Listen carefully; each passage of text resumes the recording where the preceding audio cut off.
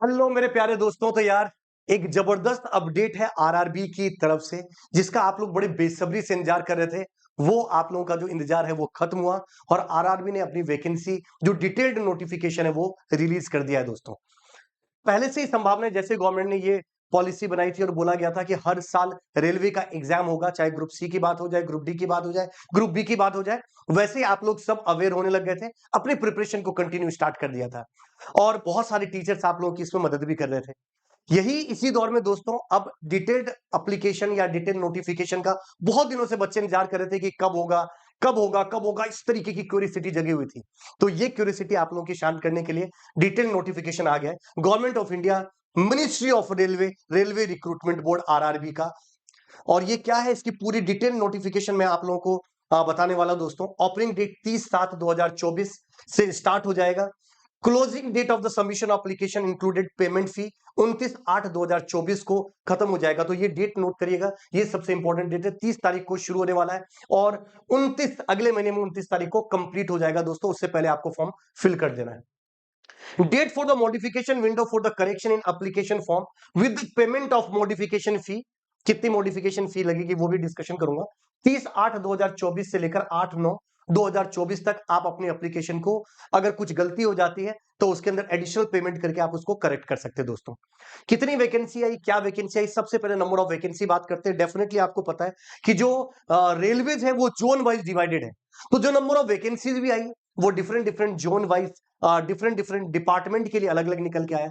जैसे अगर मैं वेस्टर्न रेलवे की बात करूं तो वेस्टर्न रेलवे के अंदर इलेक्ट्रिकल की, सिविल की, मैकेनिकल की, इनकी डिफरेंट डिफरेंट अलग अलग वैकेंसी आई है।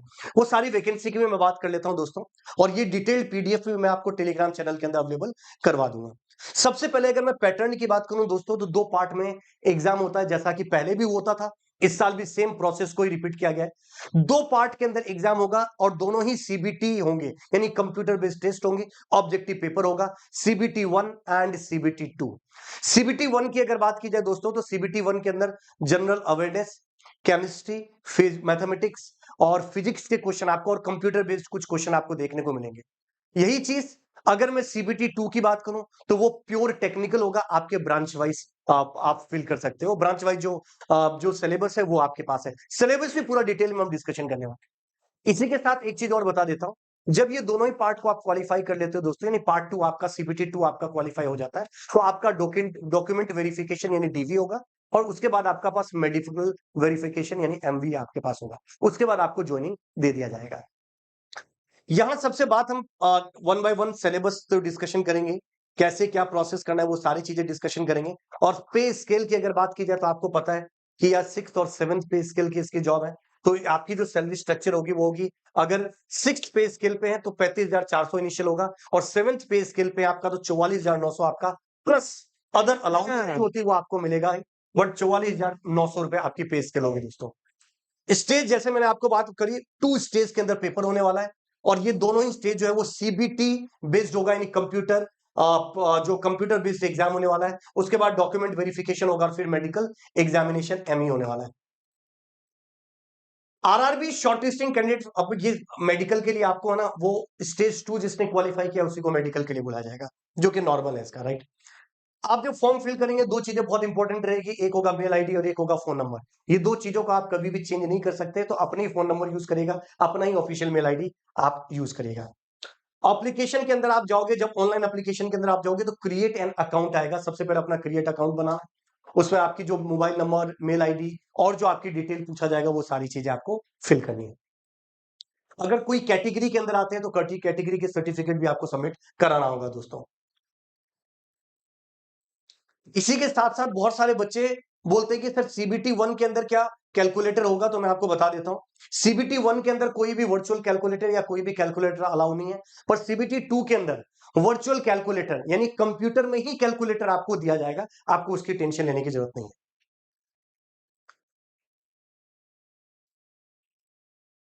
जो एज रिलैक्सेशन है, जो गवर्नमेंट की जो पॉलिसी होती है उसी के कोरिस्पोंडिंग होगा। जो एज लिमिट होगी दोस्तों वो 18 से 36 साल की है, अलग अलग में, बट सुपरवाइजर की बात की जाए तो 18 से 33 है। और age of application this CN की अगर बात की जाए तो 18 से लेकर 36 साल इसकी एज लिमिट है। इसके अलावा भी रिलैक्सेशन भी है, एससी एसटी का जो रिलैक्सेशन होता है वो आपके पास रिलैक्सेशन हो गई 5 ईयर्स का होता है।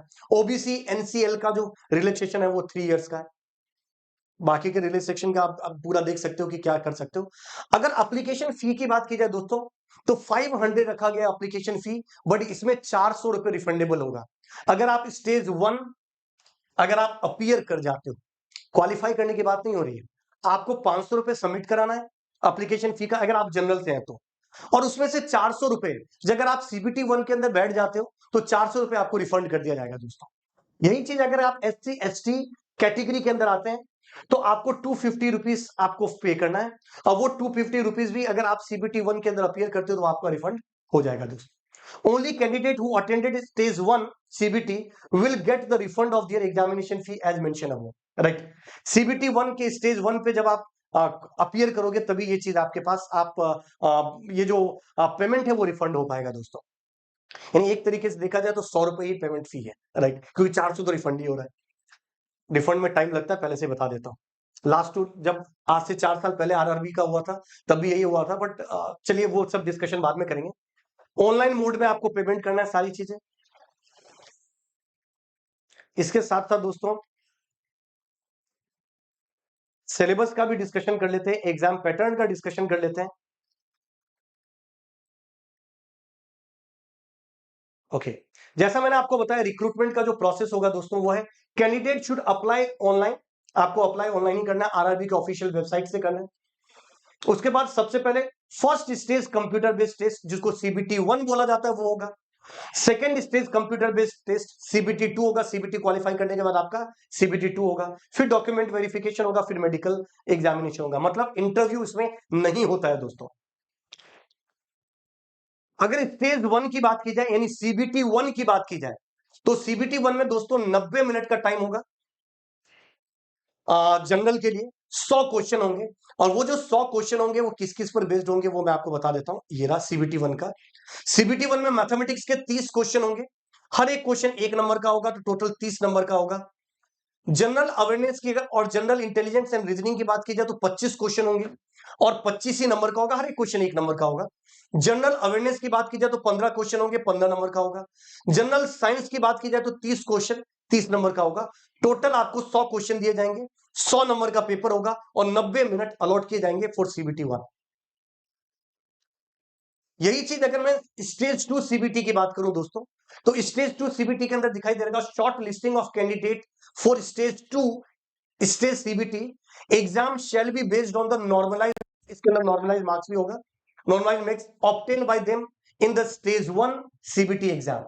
The total number of candidates to be shortlisted for the second stage shall be 15 times to the committee wise total vacancy। जितनी भी वैकेंसी दिया गया उसका 15 टाइम्स यानी 1:15 पे आपको सेलेक्ट किया जाता है इसके अंदर। इसमें 120 मिनट दिया जाएगा दोस्तों और लगभग 150 क्वेश्चन होंगे। सिलेबस क्या होने वाला है इसका तो मैं आपको बता दूं, जनरल अवेयरनेस होने वाला है सिलेबस, फिजिक्स एंड केमिस्ट्री होने वाला अप टू 10th स्टैंडर्ड होने वाला है, बेसिक ऑफ कंप्यूटर एप्लीकेशन होगा, उसके बाद basic of environment and pollution control होगा, और उसके बाद टेक्निकल एबिलिटी के एग्जाम होंगे। यानी टेक्निकल एबिलिटी का मतलब हो गया आपके पास डिफरेंट डिफरेंट जो भी आप ब्रांचेस से आप अप्लाई कर रहे हो उस ब्रांचेस के जो क्वेश्चन पेपर होते हैं वो आपके पास अप्लाई होगा, राइट। अभी जो बात किया देखो कितने क्वेश्चन होंगे, मैं एक बार फिर से आपको बता देता हूं। जनरल अवेयरनेस के 15 क्वेश्चन होंगे सीबीटी 2 में, हर एक क्वेश्चन 1 नंबर का होगा, 15 नंबर का होगा। फिजिक्स एंड केमिस्ट्री भी इसके अंदर आता है और ठीक ठाक लेवल का आता है। तो 10th दिया गया है, पर मेरा मानना है कि 11th के भी कुछ कंसेप्ट के क्वेश्चन आ जाते हैं, 12th के भी कुछ कंसेप्ट के क्वेश्चन आ जाते हैं। इसका मतलब अगर आपने 11th 12th के बेसिस पे अगर आपने चीजें पढ़ी है तो आप कर लोगे, नहीं तो अगर ठीक ठाक तरीके से प्रिपरेशन करोगे तो एग्जाम निकालोगे, कोई ज्यादा दिक्कत वाली बात नहीं। 15 दिन में अगर आपने 15 दिन फिजिक्स और 15 दिन केमिस्ट्री को दे दिया सही तरीके से तो आप डिसेंट मार्क्स लेके आ जाओगे इसके अंदर। फिजिक्स, और पर वो टीचर एक्सपर्ट होने चाहिए जो आपको गाइड कर रहे हैं, कि उनको आइडिया होना चाहिए किस तरीके क्वेश्चन पूछे जाते हैं। तो 15 क्वेश्चन, हर एक क्वेश्चन 1 नंबर का होगा। Basic of computer and application के भी कुछ क्वेश्चन देखने के मिलेंगे, जिसमें इनपुट आउटपुट डिवाइस क्या होता है, मेमोरी क्या होती है, इस तरीके के क्वेश्चन, प्रोसेसर क्या होते हैं, इस तरीके क्वेश्चन, सॉफ्टवेयर क्या होता है, हार्डवेयर क्या होता है, इस टाइप के कुछ बेसिक बेसिक क्वेश्चन होते हैं। Microsoft Office, Word, Excel, PowerPoint, इस पर बेस्ड क्वेश्चन होते हैं। 10 क्वेश्चन आएंगे, हर एक क्वेश्चन 1 नंबर का होगा, तो 10 क्वेश्चन होगा। Basic of environment and pollution control के 10 क्वेश्चन होंगे, हर एक क्वेश्चन 1 नंबर का होगा, 10 नंबर का होगा। और टेक्निकल एबिलिटी, जो भी आप ब्रांच के होंगे, इलेक्ट्रॉनिक्स के हैं, कंप्यूटर साइंस के हैं, इलेक्ट्रिकल के, मैकेनिकल के, सिविल के, जिस भी आप ब्रांच से, उससे 100 क्वेश्चन होंगे। टोटल मिला के 150 क्वेश्चन होगा, 120 मिनट्स होगा, और 150 मार्क्स के ही होंगे। सर नेगेटिव मार्किंग होती है? बिल्कुल दोस्तों, इसके अंदर नेगेटिव मार्किंग भी होती है, राइट। अब बात करते हैं सर कौन कौन से ब्रांचेस के लिए अप्लाई कर सकते हैं। तो देखो, exam group mechanical allied branches में, अगर आप मैकेनिकल से, प्रोडक्शन से, ऑटोमोबाइल से, और एक चीज और, डिप्लोमा वाले स्टूडेंट तो एलिजिबल हैं ही, साथ में अगर बी बीटेक भी कर रखा है आपने, तो क्लियरली मेंशन है कि बी बीटेक वाले भी अप्लाई कर सकते हैं आरआरबी के लिए। तो ऐसा नहीं कि अगर आप बी बीटेक में तो आप अप्लाई नहीं कर सकते हो, आप अप्लाई कर सकते हो दोस्तों। उसके बाद mechanical engineering, tool and machine, ये सब है। इलेक्ट्रिकल एंड अलाइड ब्रांच में इलेक्ट्रिकल इंजीनियरिंग और combination of any subject stream, basic stream of electrical apply कर सकते हो। इलेक्ट्रॉनिक्स में electronics and communication, electronics and control engineering, electronics and telecommunication, ये सब अप्लाई कर सकते हैं। सिविल की बात की जाए, सिविल इंजीनियरिंग और सिविल्स के जो अलाइड ब्रांचेज है वो अप्लाई कर सकते हैं इस चीज के लिए। इसी के अंदर सीएमए की अगर बात की जाए, तो बीएससी केमिस्ट्री एंड फिजिक्स है, वो अप्लाई कर सकते हैं इसके अंदर। केमिकल एंड मेटलर्जिकल सुपरवाइजर की पोस्ट के अंदर डिग्री अगर आपने केमिकल टेक्नोलॉजी में कर रखा है, तो आप इसके अंदर एलिजिबल, या उसके अलाइड में कर रखे हैं, तो आप इसके लिए एलिजिबल होंगे दोस्तों। Short listing of the candidate of DV, right, DV मतलब क्या, डॉक्यूमेंट वेरिफिकेशन के लिए, shall be based on the normalized marks obtained by them in second stage CBT. The normalized scheme to be adopted for shortlisting candidate from the stage 1 CBT to the stage 2 CBT and DV, मतलब ये वही same normalised scheme आपका use किया जाएगा, right. इसके अंदर बताया भी गया किस तरीके से नॉर्मलाइजेशन होगा, ये सारी। अच्छा, मैंने आपको पहले भी जैसे बताया था, रेलवे का डिफरेंट डिफरेंट जोन के हिसाब से चीजें, वैकेंसी दी गई है, और ये आपके पास दिया गया Ahmedabad, Ajmer, list of RRB website. तो जो भी कभी आप जिस भी जोन से आप फिल कर रहे हो, उसके अंदर देखिएगा कौन एलिजिबल है, कौन अप्लीकेबल है, उस वेबसाइट को बार बार आप फॉलो अप लेते रहिएगा, आपको आइडिया डिटेल मिलता जाएगा उस चीज के बारे में। तो लिखा हुआ भी है, all the communication regarding the important selection process shall be advise through the concern RRB official website. अब बात करते हैं सीधा, वेरी अपन सिलेबस भी डिस्कशन कर लेते हैं एक बार, उसके बाद कितनी वैकेंसीज है उसकी भी बात कर लेंगे। मैंने आपको बताया था सीबीटी 2 के अंदर वर्चुअल कैलकुलेटर वाला होगा। ये कुछ फॉर्म दे रखे हैं, ऑलरेडी परफॉर्मा बना हुआ है कि यार अगर आप मान लीजिए एससी कैटेगरी से हैं और आप रिलैक्सेशन लेना चाह रहे हैं, एसटी कैटेगरी से रिलैक्सेशन लेना चाह रहे हैं, आप एक्स सर्विसमैन है रिलैक्सेशन लेना चाह रहे हैं, तो उसके लिए पहले से ही एक परफॉर्मा बना हुआ है, उस परफॉर्मा की बेसिस पे ही आपको अप्लाई करना होगा, और वही उसी को फिल करके आपको सबमिट कराना होगा। एक परफॉर्मा बना के दिया गया है, जैसा कि हर एग्जामिनेशन के अंदर गवर्नमेंट के अंदर होता है दोस्तों। ओके, सबसे पहले अगर मैं जो टेक्निकल की बात कर रहा हूं दोस्तों, जो सीबीटी 2 के लिए सिलेबस की बात कर रहा हूं, वो सिलेबस है आपके पास इंजीनियरिंग मैकेनिक्स। सबसे पहले अगर मैं सिलेबस सिविल की बात करता हूं, तो मैकेनिक्स है, building construction, building material, construction for substructure, construction of superstructure, building finishes, building maintenance. मतलब इसके सिलेबस आप डिटेल में जाकर, अगर सिविल ब्रांच के हैं तो आपको एक बार जाकर देखना होगा, और सिलेबस इसका अच्छा खासा है। मुझे ऐसा लगता है कि इसका सिलेबस ऑलमोस्ट वैसा ही सिलेबस रखा जाता है जैसा इंजीनियरिंग सर्विसेज का रखा जाता है, सारी चीजें ही डाल दी जाती है। हालांकि क्वेश्चन का लेवल बहुत इजी आता है, ज्यादा टफ नहीं आता है, बेसिक लेवल पे भी अगर आप पढ़ के जाते हो तो आप एक का सिलेक्शन होने के चांसेस बढ़ जाते हैं।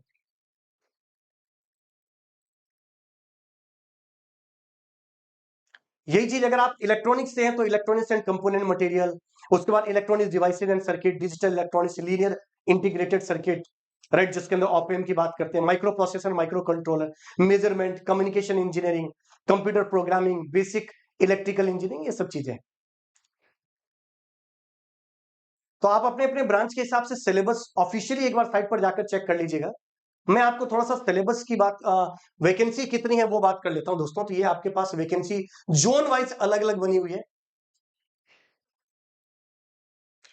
डिस्कशन करूंगा तो it will take lots of time, right. मैं थोड़ा सा ब्रीफ कर देता हूं बस किस तरीके से। जैसे first RRB wise, railway PU wise, post wise vacancy की अगर बात करता हूं तो सबसे पहले आरआरबी अहमदाबाद जोन की अगर मैं बात करता हूं या अहमदाबाद के अंदर अगर मैं बात करता हूं जो कि वेस्टर्न रेलवे के अंदर आता है, इलेक्ट्रिकल में general services, right, EMU and TRF, TRD workshop, right. इतनी आपके पास रखा गया है, पी वे ब्रीज और ये सब चीजें इसमें दिखाई दे रहा है। 6 वैकेंसी है, 2 वैकेंसी है, 16 वैकेंसी है, 2 वैकेंसी है, 36 वैकेंसी है, 15 वैकेंसी है, 19 वैकेंसी। उसके बाद राइट डिफरेंट डिफरेंट सिविल की भी अगर बात की जाए तो 36 वैकेंसी, 15, ऐसे डिफरेंट डिफरेंट। तो अहमदाबाद की अगर बात की जाए टोटल 149 वैकेंसी है दोस्तों। ये डिफरेंट डिफरेंट कैटेगरी वाइज भी अलग किया गया। ये 149 जो मैंने बात करी ये सिर्फ जनरल की बात कर रहा हूं, राइट। ये सब बात जो मैंने करी वो जनरल की बात करी। उसके बाद एससी कैटेगरी के अलग, एसटी कैटेगरी के अलग, ओबीसी के अलग, ये सारी चीजें बात करूंगा। टोटल अगर मैं बात करता हूं अहमदाबाद में तो टोटल वैकेंसी 382 वैकेंसी है दोस्तों, 382 वैकेंसी। यही चीज अगर अजमेर की बात करता हूं, जो राजस्थान में जिनको चाहिए जॉब, अजमेर की अगर बात करते हो तो अच्छी खासी वैकेंसी मेरे को दिख रहा है। अजमेर जो वैसे भी बहुत बड़ा है, 529 वैकेंसी है अजमेर के अंदर दोस्तों। यही चीज अगर बेंगलुरु की बात करते हैं तो बेंगलुरु में डिफरेंट डिफरेंट 397 वैकेंसीज है। यही चीज आप भोपाल जोन की बात करते हो तो भोपाल के अंदर आपको 485 वैकेंसी है। आरआरबी भुवनेश्वर के थ्रू अगर आप फिल करते हो तो आपको अपना रीजन सेलेक्ट करके आपको फिल करना होगा। 175 वैकेंसी है। आरआरबी बिलासपुर की बात करते हैं, जोनल में 472 वैकेंसी है। यही चीज अगर आप चंडीगढ़ की बात करते हो दोस्तों 356 वैकेंसी है। यही चीज आप चेन्नई की बात करते हैं तो चेन्नई में दोस्तों यहां से आपको 652 वैकेंसी है। गोरखपुर की बात करते हैं दोस्तों तो आरआरबी गोरखपुर जोन के अंदर अगर बात करूं मैं तो टोटल 259 वैकेंसी है। आरआरबी गुवाहाटी जोन की बात, गुवाहाटी जोन की बात करूंगा 225 वैकेंसी है। जम्मू श्रीनगर की बात की जाए तो दोस्तों 251 वैकेंसी है। यही चीज अगर बात की जाती कितनी वैकेंसी, भाई एक सेकंड वापस से आने दो, 600 वैकेंसी है। ये कौन सा जोन था जिसमें 600 वैकेंसी है, एक सेकंड। श्रीनगर के बाद ये आपके पास निकलता है, देख लेना आप लोग, इसके अंदर भी 600 के आसपास वैकेंसी दिखाई दे रहा है। मलाड में बात करते हो तो 163 है। आरआरबी मुंबई की बात करते हो तो आरआरबी मुंबई के अंदर दोस्तों नंबर ऑफ वैकेंसी बहुत ज्यादा दिखाई दे रहा है मुझे, 1377 वैकेंसी है। आरआरबी मुजफ्फरपुर में 11 वैकेंसी, आरआरबी पटना की। तो इस तरीके से डिफरेंट डिफरेंट जोन वाइज आप अपने जिस भी जोन में डिपेंड करते हो, आप जिस जोन में भी जाकर आप वैकेंसी चेक कर सकते हो दोस्तों। ये एक इंजीनियर के लिए या डिप्लोमा होल्डर जो है वो भी एक तरीके से इंजीनियर, उनके लिए बहुत ही गोल्डन अपॉर्चुनिटी है, डोंट मिस इट। और मैं बता दूं लास्ट टाइम जो आज से 4 साल 4.5 साल पहले जो वैकेंसी आई थी उसके बाद बच्चे बड़े बेसब्री से इंतजार कर रहे थे कि इतनी ज्यादा वैकेंसी आए। तो ये आप लोगों के लिए एक गुड न्यूज है, अपडेट है, जल्दी से इसका फायदा उठा लीजिए दोस्तों। और फायदे के साथ एक चीज और बता देता हूं, एक और चीज छोटा सा मैं आप लोगों को डिस्कशन में बता देता हूं दोस्तों।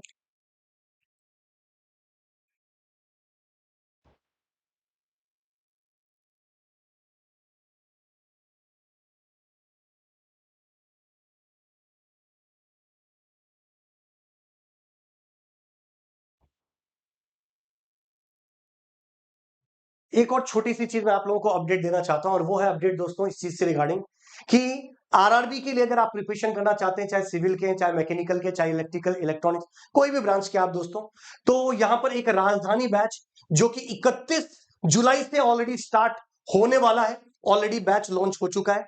आप इसमें एनरोल्ड कर सकते हो। इंडिया की बेस्ट फैकल्टी जो है वो आप लोगों को गाइड करेगी दोस्तों, जिसके अंदर, और ये अमित विजय से स्टार्ट करने वाले हैं, 9 AM से शुरू होने वाला है, इंडियन पॉलिटी से शुरू होने वाला है। और जनरल साइंस आरआरबी जेई के लिए दीपाली मिश्रा शुरू करने वाले हैं 3:30 PM पे। तो आप लोगों के लिए ये फुल फ्लैश एक गोल्डन अपॉर्चुनिटी है, डोंट मिस इट। इसको ग्रैब करिए और फॉर्म फिल जरूर करिएगा। 100 रुपए का फॉर्म है, क्या पता वो 100 रुपए की मेहनत कब आपकी जिंदगी बदल दे। Till that thank you very much, all the very best, जय हिंद दोस्तों।